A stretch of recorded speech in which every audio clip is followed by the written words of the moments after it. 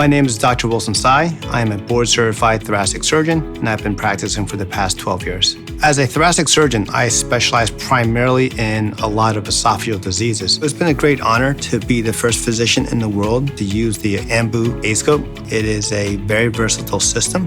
It's extremely effective.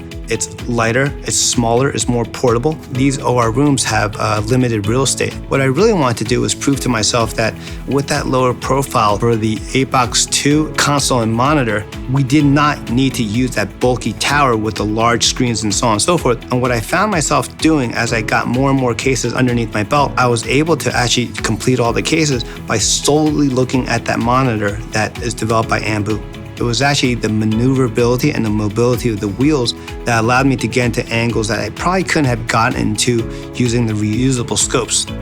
So here's our Ambu aScope. And so as you can see, the instrumentation on the handle is very similar to what we have for our reusable endoscopes. There's, again, your two wheel design.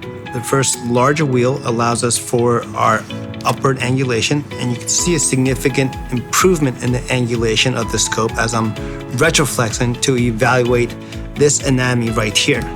So if you can imagine, I've passed my scope through the esophagus into the stomach, and I want to look at my repair.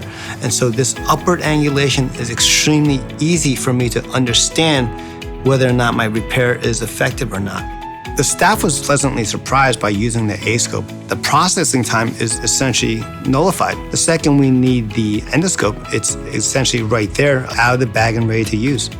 What I see is because of the utility of the aBox to accommodate different types of endoscopes, there is a significant interest for me to start using the disposable endoscopes for things like photodynamic therapy, where we're actually using laser treatments to induce apoptosis in esophageal cancers. That would probably be my next direction for using the aScope Gastroscope in interventional procedures.